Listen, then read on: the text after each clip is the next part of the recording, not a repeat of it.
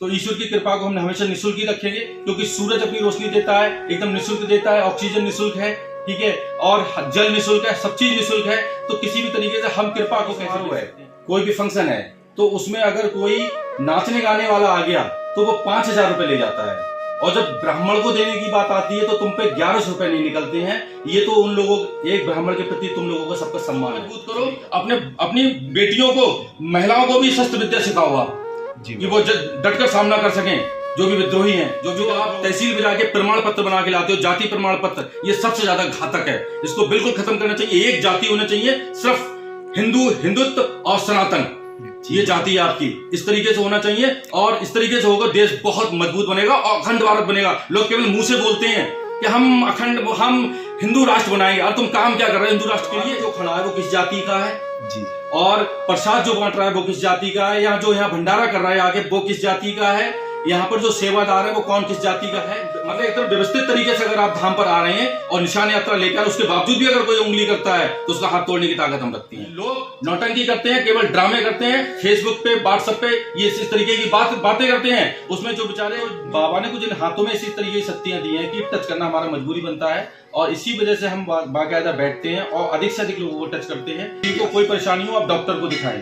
Doctor को दिखाना कहीं से भी गलत नहीं होता है, डॉक्टर भी भगवान का दूसरा रूप होते हैं। महाराज जी, हम पूछना चाह रहे हैं कि धाम के लिए लगभग भीड़ भाड़ आते हुए 1.5 साल 2 साल होते हुए जा रहे हैं, धाम पे क्या क्या व्यवस्थाएं हैं भक्तों के लिए, दूर दराज से आने वाले भक्तों के लिए? मैं देश के सभी श्याम भक्तों से कहना चाहूंगा, और जो भी मनोना धाम पर जो भी भक्त आ रहे हैं उनके लिए विशेष है इस वीडियो में, क्योंकि धाम पर 14 से 15 नल हैं जी, और लगभग 25 से 30-40 बाथरूम भी हैं, यहाँ पर लैट्रिन बाथरूम भी हैं, और हर तरीके की व्यवस्था है, लेटने की बैठने की हर तरीके की व्यवस्था है। तो उन श्याम भक्तों से मैं कहना चाहूंगा कि आप धाम के पर जो धाम का परिसर है, जो 200 बीघा का परिसर है, उससे बाहर आप कहीं अगर रुकते हैं तो आपसे लोग 10 रुपए की बाल्टी का पानी का भी ले रहे हैं, 20 रुपए पानी का ले रहे हैं, डिब्बे में आपको पानी बेच रहे हैं, और सारी चीजें आपको गलत तरीके से बेच रहे हैं। आप उन लोगों के झांसे में ना आए, सीधे धाम पर आए। वो लोग आपको गुमराह करते हैं कि आप यहीं रुक जाइए, जब आप वहां रुकते हो तो उससे आपसे उल्टा सीधा पैसा लेते हैं वो लोग। तो ऐसी जगह पर, किसी भी जगह पर ना रुकें, सीधे सबसे पहले आए, धाम पर आए, धाम की व्यवस्थाओं को देखें। यहाँ 150 सेवादार हैं, सेवादारों से टच में आए, सब कुछ निःशुल्क है। जब सब कुछ यहाँ हमने निःशुल्क रखा है तो आप अपना पैसा क्यों बर्बाद करते हो? और ऐसे लोगों के यहाँ रुकते हो जिनका धाम के प्रति, बाबा के प्रति कोई आस्था नहीं है। वो कभी ना धाम पर आते हैं, ना धाम के बारे में अच्छा सोचते हैं, और ना बाबा के प्रति उनकी कोई किसी तरीके की आस्था है। बाबा के फोटो पर कभी धूप बत्ती भी नहीं लगाते हैं वो। ऐसे लोगों के यहाँ आप रुकते हो तो ये आपकी कमी है। आप ऐसे जो बिल्कुल ही एक तरीके से नास्तिक लोग हैं, उन लोगों के आप रुक रहे हो, फिर वो आपसे उल्टा सीधा पैसा लेते हैं। ऐसा आप बिल्कुल ना करिए, सीधे धाम पर आइए, धाम पर आके धाम के सेवादार से मिलिए और फिर आराम से यहाँ पर रुकिए। किसी तरीके की कोई अव्यवस्था नहीं है, सारी व्यवस्थाएं बिल्कुल सुदृढ़ हो चुकी हैं यहाँ पर। पहले कुछ था ऐसे, पहले व्यवस्थाएं नहीं थी शुरुआत में, अब से 1 साल पहले, 1.5 साल पहले, लेकिन आज सब ऐसे, मतलब लगभग 14 से 15 तो यहाँ पर नल हैं। आप सब कुछ निःशुल्क है, जल निःशुल्क है, सब चीज निःशुल्क है। उसके बावजूद आप दूसरी जगह बेमतलब में अपना जो पैसा बर्बाद करते हैं, उससे बचिए आप जी। अगला क्वेश्चन मेरा आपसे ये है, जैसे बताते हैं आप जो एम्बुलेंस में मरीज देखते हैं, तो मतलब इन मरीजों के लिए मतलब क्या पहले डॉक्टरों से सलाह लेनी चाहिए या डायरेक्टली आते हैं आपके पास? नहीं, ये मैं अपने हर वीडियो में कह चुका हूँ कि आपको कोई तकलीफ हो, कोई परेशानी हो, आप डॉक्टर को दिखाएं। डॉक्टर को दिखाना कहीं से भी गलत नहीं होता है। डॉक्टर भी भगवान का दूसरा रूप होते हैं। लेकिन अगर डॉक्टर ठीक नहीं कर पा रहे हैं, अच्छा एक चीज और भी बोलूंगा, यहाँ वही पेशेंट आ रहे हैं जो डॉक्टर से फेल होते हैं। डॉक्टर कह देते हैं कि हमारे बस का नहीं है, वो लोग यहाँ आ रहे हैं। तो इसमें कोई ऐसी बात नहीं है, क्योंकि डॉक्टर भी अगर जब ऑपरेशन थिएटर में जाते हैं ऑपरेशन करने के लिए, सबसे पहले भगवान का ही नाम लेते हैं। तो जब वो भगवान का नाम लेते हैं तो वो भगवान के सारे यहाँ पर लोगों को भेजते हैं, और अधिकतर मरीजों के लिए डॉक्टर ही भेजते हैं यहाँ पर कि हमसे मना हो चुका है, अब मनोना धाम घुमा लाओ जाके इनको, ठीक। तो ऐसा कुछ नहीं है, डॉक्टर का हमारा दोनों लोगों का तालमेल है। किसी को डॉक्टर ठीक कर रहा है, किसी को बाबा हमारे द्वारा ठीक कर रहे हैं। तो ऐसा कुछ नहीं है कि डॉक्टर के पास ना जाओ, डॉक्टर के पास जाओ। और कुछ ऐसे पेशेंट होते हैं जिनको हम खुद कह देते हैं कि जाओ आप डॉक्टर को दिखा लो जाके, कोई दिक्कत वाली बात नहीं है। जय श्री श्याम। जय श्री श्याम। मेरा आपसे एक अगला क्वेश्चन है, जैसे दूर दराज से भक्त आते हैं, मरीज टाइप या गांठें वगैरह होती हैं, आप उन पे हाथ टच करते ही आप ठीक कर देते हैं, इसके बारे में हमें कुछ बताइएगा। ये भी बाबा का ऐसा संकेत है हमारे लिए कि ज्यादातर लोगों को हमने पहले प्रैक्टिकल कर भी देखा। हमने अगर जैसे ऐसी आशीर्वाद दिया दूर से, किसी को टच नहीं किया, तो लौट के वो फिर हमारे पास आते थे कि महाराज जी हम तो ठीक ही नहीं हुए। तो अक्सर हमने देखा कि जब हम किसी की गांठ है, किसी को कोई दर्द, सर में दर्द है, किसी को कोई और दिक्कत है, तो जब हम टच कर देते हैं उसको तो तुरंत लाभ मिल जाता है। आज भी सुबह आपने देखा होगा तो वीडियो बनी थी, तो जिनके कैमरे में लाइव गांठें दिखाई दे रही थी और केवल हमने टच हाथ रख के और हटा लिया और तुरंत उनके गांठें गायब हो गई। तो बाबा ने कुछ इन हाथों में इसी तरीके की शक्तियां दी हैं कि टच करना हमारा मजबूरी बनता है और इसी वजह से हम बाकायदा बैठते हैं और अधिक से अधिक लोगों को टच करते हैं कि अधिक से अधिक लोगों के लिए फायदा हो। जो कुछ भी है टच में है, कहीं पर किसी को दिक्कत होती है तो केवल टच करने से उनको एकदम लाभ मिल जाता है। किसी के सर पे ऐसे हाथ रखने से एकदम उसको जब लाभ मिलता है तो हमें लगता है जब बाबा ने कुछ ऐसा हमें संकेत दिया है या इस तरीके के हाथों में कुछ दिया है तो टच करने में हमें क्या बुराई है। अगर हमारे टच करने से किसी को फायदा हो रहा है, किसी के चेहरे पर मुस्कान आ रही है, तो हम चाहते हैं कि हम उनको हमेशा टच करते रहें। लोग क्या होते हैं, बहुत सारे ऐसे होते हैं कि जो लोग ऐसे असाध्य रोगों के लोगों से बचते हैं, किसी को स्किन रोग है, किसी को कोई और प्रॉब्लम है तो उनसे दूर हटते हैं। लेकिन हम सोचते हैं कि अगर हमारे कई लोगों के हमने सोरासिस थी, सोरासिस एक ऐसी बीमारी है जो जल्दी खत्म नहीं होती है, तो केवल हमने हाथ से उसको सोरासिस को ऐसे हाथ कर दिया, सोरासिस गायब हो गई उनकी। तो कुछ लोगों को दाग था बहुत ज्यादा जटिल, तो लोग बचते हैं ऐसी चीजों से क्योंकि ये एक दूसरे से फैलने वाले रोग होते हैं। लेकिन हम क्या करते हैं, हम उनको तुरंत बिना उसके एकदम टच कर देते हैं और वो ठीक हो जाते हैं। तो हमें लगता है कि बाबा ने जब हमारे ऊपर इतनी कृपा बरसाई है कि हमारे टच करने से लोग ठीक हो रहे हैं, तो हमें इसमें बहुत खुशी मिलती है और हम अधिक से अधिक लोगों को टच भी करते हैं। जी, मनौना धाम तो एक विख्यात धाम है ही, और भी विख्यात धाम है जहाँ लाखों की तादाद में मतलब पंडाल लगा के संतों से लोग मिलते हैं। क्या वहाँ मरीजों को फायदे मिल रहे हैं क्या?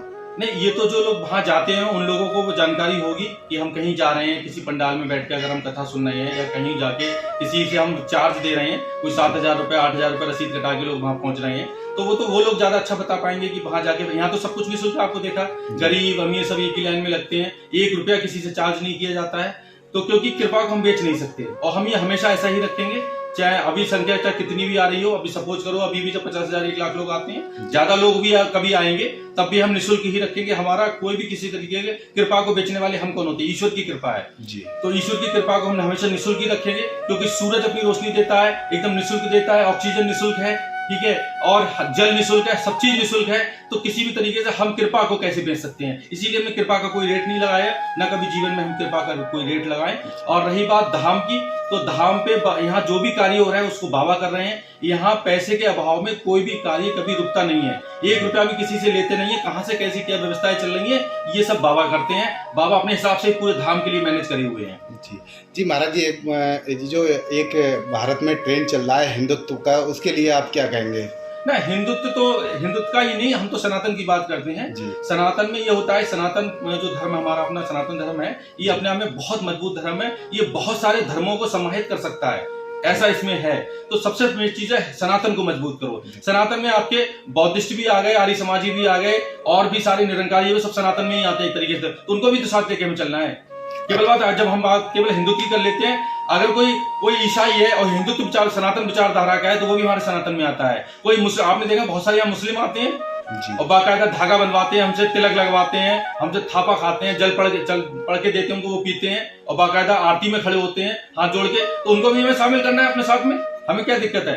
तो बात केवल हिंदुत्व की नहीं है, बात है खुद को मजबूत करने की। आप अपने आप को इतना मजबूत करो कि आपकी तरफ कोई उंगली ना उठा पाए, आपकी तरफ कोई निगाह ना उठा पाए। आप हमेशा ये करते हो कि आपका बच्चा अगर ब्लड देख लेता है तो उसे चक्कर आ जाता है। आपने शुरू से अपने बच्चे को इतना कमजोर बच्चा बना रखा है।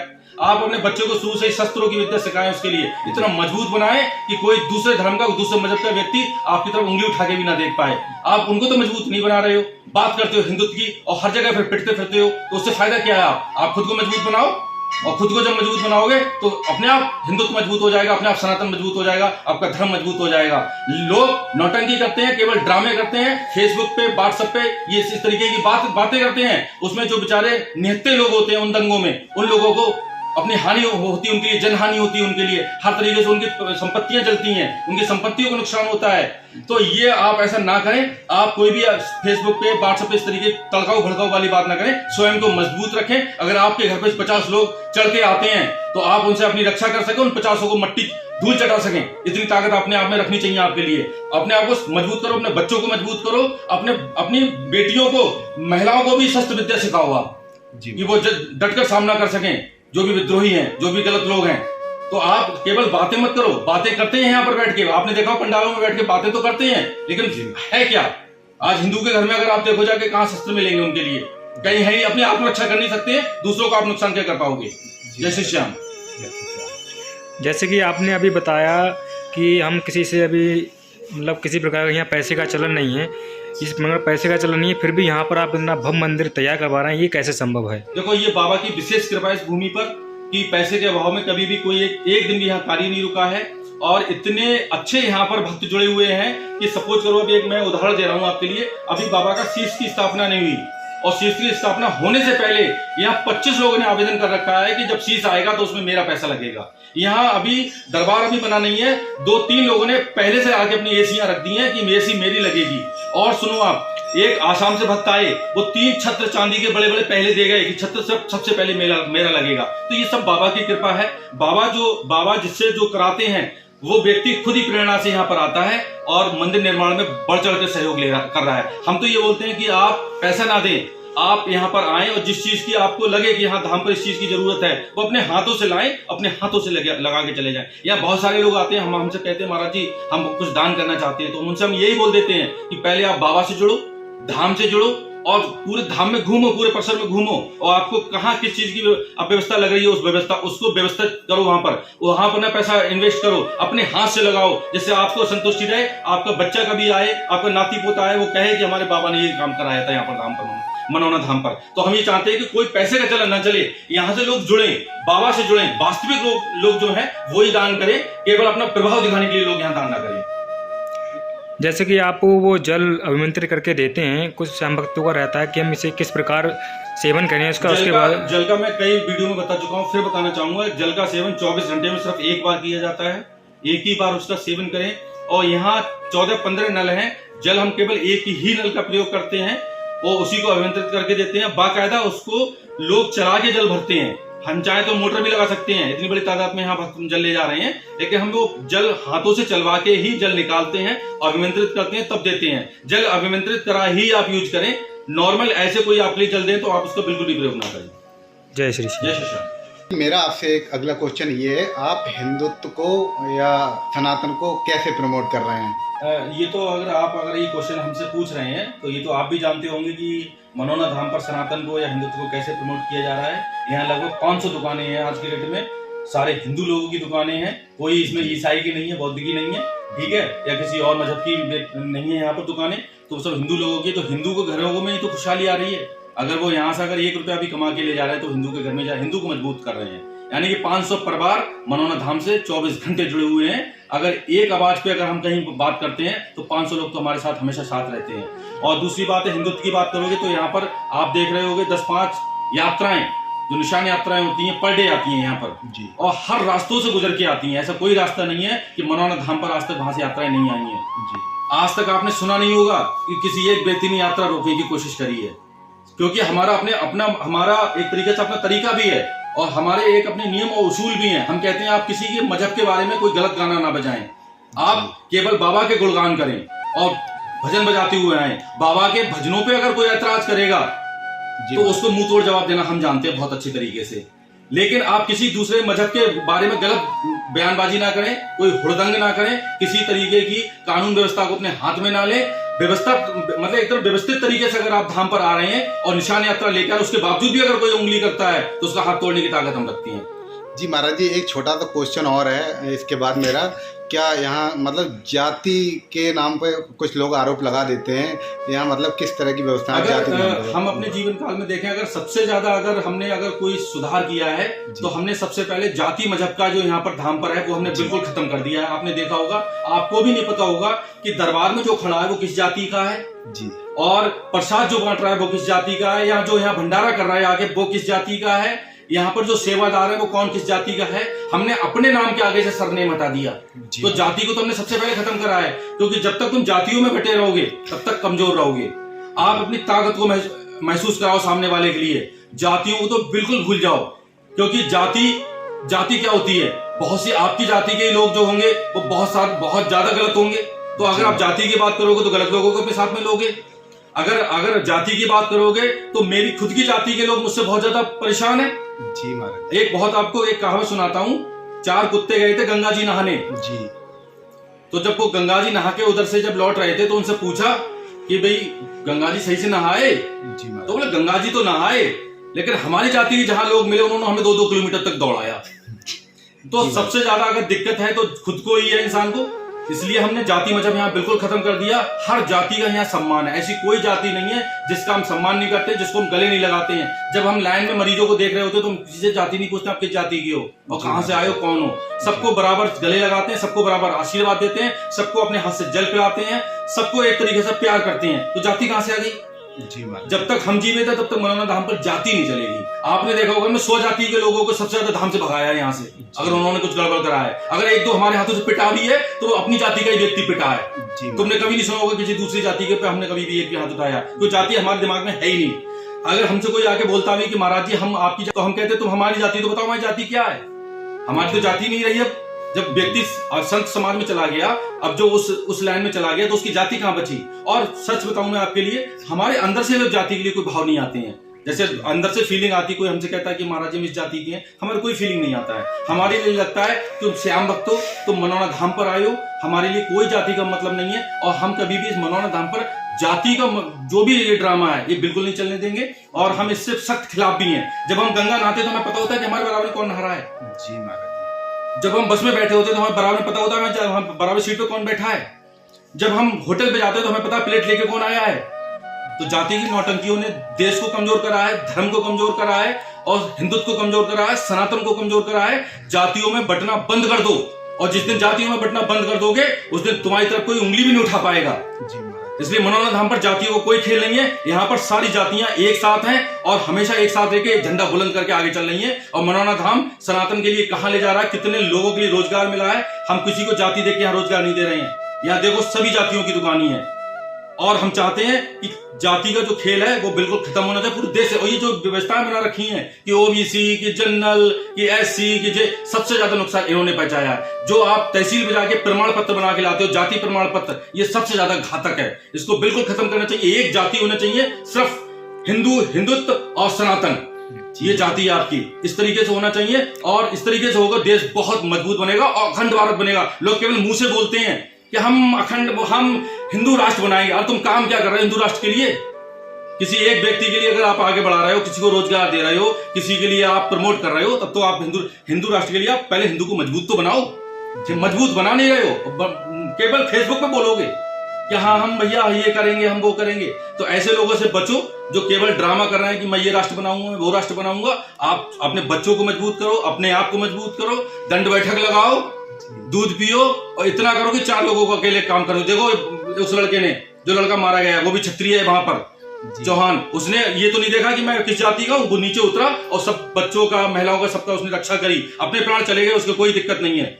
सबको मर रहा है, कोई करंट से मर रहा है, किसी को सांप काट रहा है, किसी को कोई नौटंकी हो रही है, कोई गाड़ी के नीचे आ रहा है। मरना तो सबको निश्चित है, मौत। लेकिन धर्म की रक्षा, महिलाओं की रक्षा, बच्चों की रक्षा, इस रक्षा करके अगर आपके प्राण जा रहे हैं तो आपसे बड़ा सौभाग्यशाली कोई हो ही नहीं सकता। जय श्री श्याम। जय श्री राम। मैन जी, मेरा आपसे अगला क्वेश्चन ये है कि सनातन में जो ब्राह्मण है उन्हें सर्वश्रेष्ठ माना गया है, ब्राह्मणों के लिए आपके लिए क्या? देखो, अगर ब्राह्मणों पे सही से अवलोकन किया जाए, आपने हमेशा सुना होगा और ज्यादातर आपने पढ़ा होगा कि एक गांव में एक दरिद्र ब्राह्मण रहता था। हमेशा सुना होगा आपने, और किताबों में भी पढ़ा होगा। तो उन्होंने अपने आप को इस स्थिति में लाए हैं वो, और उन्होंने कितना त्याग किया है ये बहुत कह पाना बहुत मुश्किल है। एक ब्राह्मण आता है आपके घर में, आप हवन कराने बुलाते हो या आप कोई भी शादी में बुलाते हो, तो उसने जो शास्त्र पढ़े हैं, जो किताबें पढ़ी हैं, जो पुस्तकें वेद पढ़े हैं, तो उनके माध्यम से भगवान को आह्वान करके आपके लिए दुआ करता है। सोचो वो कितना अच्छा काम कर रहा है। लेकिन आपने देखा होगा उनके साथ क्या किया जाता है।